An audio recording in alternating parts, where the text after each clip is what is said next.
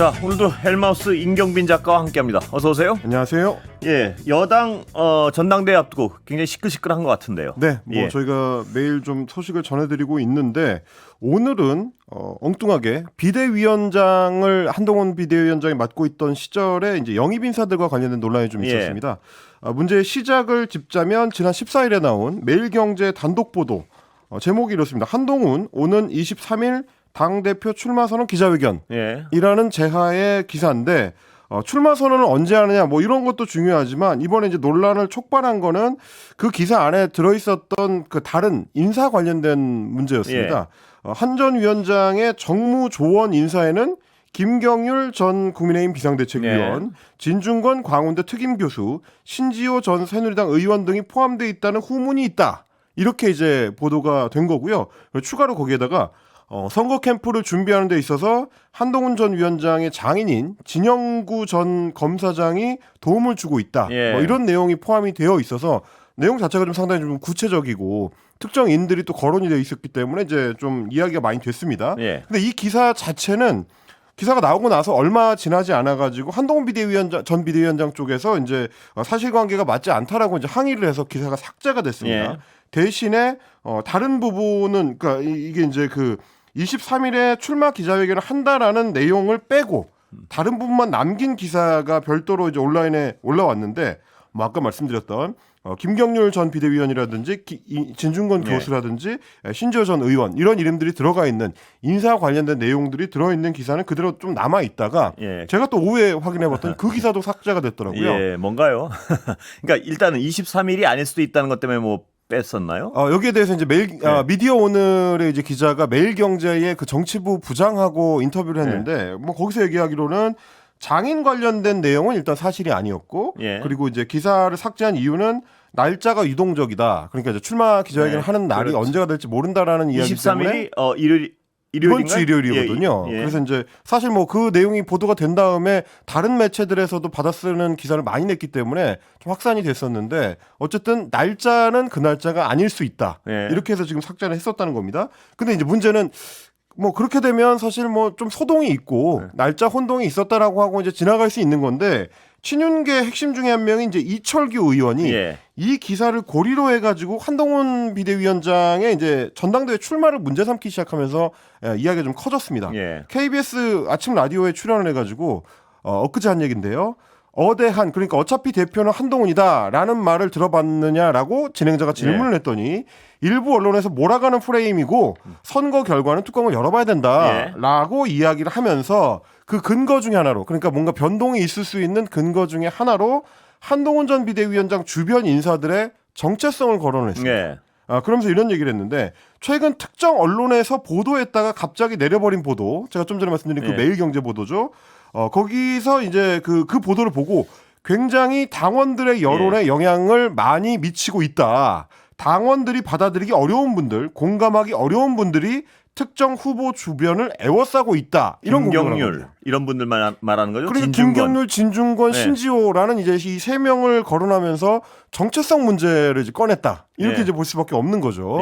그 정체성이라는 거는 아마도 이분들이 이제 과거에 소위 진보 진영, 좌파 진영에 이제 몸담았던 사람들이다라고 이제 보수 진영의 지지자들이나 이제 보수 유튜버를 즐겨 시청하는 분들이 많이 이야기를 했었기 때문에 그 부분을 언급하는 걸로 보입니다. 그랬더니 당사자들이 일제히 이제 이철규 의원한테 반박을 하기 시작했는데 신지호 전 국민의힘 의원 같은 경우는 이거는 기본적인 팩트 체크도 하지 않았던 기사였기 때문에 바로 삭제가 된 거다. 그럼에도 일부 반한 유튜버들은 주말 사이에 한동훈은 좌파 출신들에게 둘러싸여 있다고 목청을 높였다. 이러면서 이제 색깔론을 제시했다고 비판한 겁니다. 그리고 이제 진중권 교수도 이철규 의원을 두고 정말 사악하다는 느낌을 주는 인물이다라고 굉장히 좀 강하게 톤을 높여서 비판했습니다. 그러면서 나랑 김경률을 묶는 거는 그렇다 쳐도 그러니까 뭐 어떻게 보면 이제 범진보 인사로 분류될 수 있었던 과거가 있었기 때문에 뜬금없이 왜 나를 신지호, 하문경이랑 묶은 거지? 라고 되물었습니다. 그 사람들과 내가 무슨 자문 그룹으로 묶여 있다니 이게 뭔 개소리인가 했다. 이렇게 또 표현을 했습니다.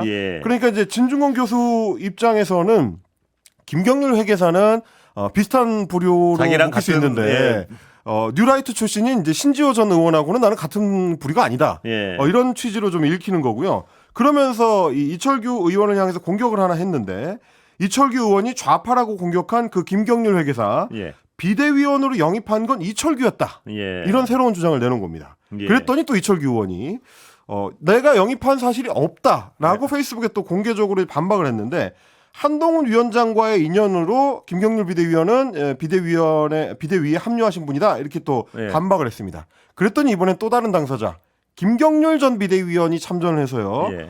이철규 의원의 글을 공유하면서 이철규 의원이 맞다. 근데 맞다는 거는 이제 본인을 영입한 거는 이철규가 아니다라는 얘기긴 한데 예. 약간 이게 비틀어서 인재영입위원회의 제안에는 응하지 않았다라고 예. 얘기를 했습니다. 그러니까 영입 시도가 있었는데 거기에 내가 응하지 않은 것이다. 예. 이런 식의 표현이 되는 거죠. 그러면서 뭐라고 얘기를 했냐면 자기가 이제 당에 영입되는 국민의힘에 영입되는 과정을 이제 하나하나 나열을 했는데 예. 일단 대선 이전에는 그 당시에 윤석열 국민의힘 대선 후보가 직접 선대위원장을 제안을 했었다. 예. 그때는 거절했었습니다. 예. 그리고 정진석 전 비대위원장께서 비대위원 영입을 제안했다. 그러니까 다른 사람들도 나한테 비대위원으로 들어오라고 이야기한 적이 있다. 예. 그리고 작년 11월 1일에 인재 영입위원장으로 이철규 의원이 임명됐고 11월 8일에 인재 영입위원으로 제안이 들어왔다. 예. 그러니까 이철규 의원이 본인이 직접 얘기한 건 아니지만 그 인재 영입위원회에서 나를 영입하려고 했었던 거 아니냐. 예. 뭐 이런 얘기로 읽히는 거죠. 그러면서 마지막에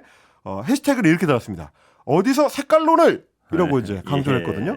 그러니까 이제 이철규 의원이 색깔론을 제기하면서 특히 김경률이나 진중권이나 이런 인사들을 중심으로 해서 한동훈 전 비대위원장이 좌파들한테 둘러싸여 있다라는 식의 이제 공격을 하는 거라는 게 지금 이제 한동훈 위원장 주변 인사들의 어떤 반박 내용인 겁니다. 예. 참 복잡하군요.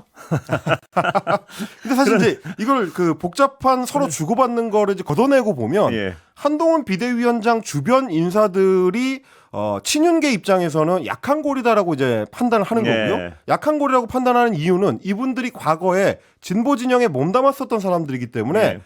이 당 내의 강경한 보수 지지층에서는 받아들일 수 없는 인물들이다. 예. 이런 이제 취지를 깔고 가는 겁니다. 그런데 이게 이제 친윤 쪽에서는요. 네. 진중권, 김경률 이런 분들이 방금 말씀하셨지만 좌파 진영이다. 네. 그리고 좌파 진영과 한동훈은 왜 같이 같은 편을 하느냐. 뭐 그렇습니다. 이렇게 비난의 고리 아니겠습니까? 소위 이제 배신자론이죠. 예. 그런데 진짜 또 지금 진보 진영 쪽에서는요. 네. 진중권, 김경률 이 두 분을 과연 좌파 진영이라고 지금 보는 사람들이 많지는 않을 거예요, 아마. 현재는, 예, 뭐 현재는. 그렇게 보는 분들은 없을 것 같고요. 예, 없다는 건 한두 분은 있을 수도 있으니까요. 근데. 예, 그건 이제 왜 그러냐면 이제 김경률 전 비대위원 같은 경우는 심지어 이제 국민의힘에서 당직을 하셨기 예. 때문에 이제 그렇게 분류하기는 좀 어려울 것 같고 그, 진중권 교수 같은 경우도 이제 최근의 행보를 두고서는 진보 진영 인사를 분류하는 분들은 제가 봤을 때는 진보 거의 진영에서는 없는 없겠죠. 네, 예, 그렇게 거의 보면. 없다고 봐야 되겠죠. 근데 그런데 이제- 정작 저쪽에서는 또 그렇습니다. 예, 진보 좌파 진영이라고- 출신이라고 해서 우리 예. 당과 안 맞는다라는 또 공격이 또 있는 예. 거죠. 근데 이제 그분들을 공격하는 어떤 배경 이유는 사실은 한동훈 비대위원장이 믿을 수 없는 사람이다라는 일종의 이제 프레임을 작동시키기 예. 위한 목적으로 또 보이는 거라서 그래서 당사자들도 이철규 의원한테 굉장히 좀 적극적으로 반박하고 나서는 예. 그런 상황인 건데 근데 이제 이분들의 반박 내용을 잘 들어보면 애매한 측면들이 좀 있습니다. 예. 그렇다고 해서 그러면 이 사람들이 한동훈 비대위원장하고 함께하지 않는다는 것이냐? 예, 그것도 약간 말이 모호하더라고요. 저도. 모호합니다. 왜냐하면 예, 봤더니. 김경률 회계사 같은 경우는 뭐라고 했냐면 소위 자문그룹과 관련해서는 전혀 사실 무근입니다. 예. 라고 얘기를 하면서 거론된 분들 중에 일부는 거의 교류가 없는 분들입니다. 이렇게 얘기하거든요. 예. 그러니까 자문그룹에 대해서는 사실 무근이니까 내가 자문그룹에 묶여 있는 사람은 아닌데 그렇다고 해서 그중에 일부는 교류가 없고요. 네. 그중에 일부는 있다는 얘기거든요. 예. 여기서 그런 부분을 이제 주목을 하는 거고 그러면서 뭐라고 했냐면 한동훈 전 위원장의 측근도 아닐 뿐더러 물론 예. 아니라고는 합니다만 최근에는 그다지 교류도 많지 않습니다. 음. 그다지라는 건 이제 이중적인 의미입니다. 네. 교류가 아예 없다는 건 아니고 아니고요. 종종 교류한다는 걸로도 읽힐 수 있는 대목이거든요. 예. 제가 왜 이 말씀을 드리냐면 비슷한 얘기를 진중경 교수도 했습니다. 예. 본인 이 논란이 불거지고 나서 본인은 페이스북에 글을 썼는데 중앙일보 보도에 따른 내용입니다. 왜냐하면 지금은 그 글을 지워버렸거든요. 네. 그래서 이제 이 페이스북에 안 보이는데 중앙일보가 그 내용을 소개를 했습니다. 그새 진중권 교수는 페이스북에 관련 기사를 공유하면서 한 전 위원장과는 가끔씩 사회적 의제가 있을 때 텔레그램으로 논쟁하는 정도다라고 네. 적었다가 기사가 삭제되자 해당 글을 숨김했다 이렇게 예. 표현됐거든요. 텔레그램으로 논쟁을 사회적 의제에 대해서 논쟁을 하는 사이라면 뭐 일반적인 기준에서 봤을 때는 자주 소통을 하는 예, 그리고 그렇죠. 꽤 밀도 있는 대화를 나누는 사람들로도 볼 수 있는 거라서 서로 의견을 주고받고 그렇습니다. 예. 그래서 말하자면 진중권, 김경률, 신지호가 한동훈 비대위원장을 위한 자문그룹이라는 이름으로 실체화된 어떤 그룹으로 묶여 있는 건 아니지만 예. 개별적으로는 혹은 뭐 몇몇끼리는 묶어서 대화를 나눈 사이다. 예. 그 중에는 사회적 의제와 관련된 어떻게 보면 이제 대선 후보군으로 분류되는 한동훈 비대위원장의 범 대선 캠프의 어떤 일종의 역할, 예. 일종의 자문 역할을 하는 사람들로도 분류될 수 있는 거 아니냐. 뭐 이렇게 예. 읽히는 대목이 있는 거죠. 이 진중권, 김경률 이분들은 참 외롭겠어요. 뭐냐면 과거에 몸담았던 진보 진영에서는 자꾸 배신자라 그러고 저쪽에 가니까 또 좌파라 그러고 참 이 처신이 참 힘들 것 같아요. 이분들은. 예. 뭐 결국 이제 본인들이 걸어온 역사의 반영인 거니까요. 예. 감당하시겠죠. 뭐. 그렇습니다. 예. 다만 이제 그 반대 측, 그러니까 친윤계 쪽에서는 지금 계속 나경원 의원을 예. 한동훈에 대한 어떤 일종의 대항마로 밀어보려고 하는 움직임이 예. 있는데 오늘 나경원 의원이 정확하게 선을 긋고 나섰습니다. 예. 저희가 어제도 선을 그으려고 하는 것 같다라는 예. 정도는 말씀을 드렸는데 선을 걷습니까? 오늘은 페이스북에 정확하게 선을 그었습니다. 예. 뭐라고 올렸냐면 제가 특정 계파에 줄 서거나 편승하는 정치를 했다면 5선 수도권 정치인의 자리에 결코 오지 못했을 것이다 라고 하면서 예. 우리 당은 스스로 친윤, 비윤, 반윤 또는 친한과 반한 이런 것들과 과감히 결별했으면 좋겠다라고 예. 선을 그었습니다. 그러니까 나는 계파를 따라가면서 정치를 하지 않겠다라는 의미로 읽히는 거고 그거는 예. 곧 최근에 친윤계가 포섭하려고 하는 움직임에 거기 들어가지 않을 것이다. 뭐 이런 걸로 읽힐 수 있는 겁니다. 친윤으로 분리되고 싶지 않다. 이런 강한 의지를 그렇습니다. 보이는군요. 예. 어제는 의원실에서 공식 입장을 밝혔었고요. 오늘은 의원 본인이 입장을 밝혔기 때문에 그 부분에 대해서는 의지가 명확한 것 같습니다. 이런 것 같은데요. 나는 친윤으로 분리되지 않겠다. 그런데 나를 도울람 도와라. 소리 안 나게. 뭐 이런 뜻 아닌가요? 네, 시끄럽게 돕지는 말아라라는 의미들로도 그런 읽을 것 수 있을 같습니다. 것 같습니다. 네. 자, 다른 얘기 좀 넘어볼까요? 최상병 관련해가지고. 네. 근데 이 얘기를 안 할 수가 없는데 네. 법사 운영위 얘기요. 법사위하고 운영위를 어떻게 할 것이냐 하는 게 지금 국민의힘의 고민인데 오늘 추경호 원내대표가 예. 새로운 제안을 내놨습니다. 전반기 법사위원장하고 운영위원장을 민주당이랑 국민의힘이 1년씩 번갈아 가면서 하자. 예. 그러니까 이제 앞에 1년을 민주당에서 하면 나머지 1년을 우리가 맡겠다라는 제안을 내놓은 건데 민주당이 이재명 대표 구하기 등의 이유로 수용하기가 어렵다면 이런 식의 어떤 전향적인 검토, 전향적인 수용이라도 좀 당부를 드린다라고 네. 이제 제안을 했습니다만 여기에 대해서 민주당에서는 이런 지하에 거절하는 모습을 이제 뭐 주요 인사들이 보이고 있습니다. 예. 일단 법사위원장인 정청래 의원 같은 경우는 일고의 가치도 없다라고 예. 이야기를 했고요. 민주당 박찬대 원내대표 같은 경우는 황당하다라고 이야기를 했습니다. 그러면서 협상안을 내놓으라고 했더니 협잡을 하자고 하면 되겠느냐 예. 이런 이제 지적을 하면서 협상에 필요한 게 이제 신뢰인데 신뢰를 보여줄 수 있는 방법이 국민의힘에 세 가지가 있다라고 예. 하면서 세 가지 조건을 걸었습니다. 첫 번째가 뭐냐면 윤 대통령이 향후 1년 동안 국회법 절차에 따라서 통과된 법안에 대해서는 거부권을 행사하지 않고 예. 즉시 공포해야 된다. 예. 그러니까 윤석열 대통령이 최소한 1년 동안은 거부권을 행사하지 못하게 막아달라라는 예. 얘기인 거고요. 그리고 또 하나는 국민의힘이 일하는 국회를 위해서 국회 운영에 협조해야 된다. 예. 민주당이 이제 끌어가는 대로 협조를 해달라라는 취지고, 그리고 거부권 행사를 비롯한 행정부의 부당한 입법부 침해에 대해서, 그러니까 만약에 윤석열 대통령이 거부권을 행사하게 되면 국민의힘도 입법부의 일원으로서 적극 항의하고 맞서야 한다.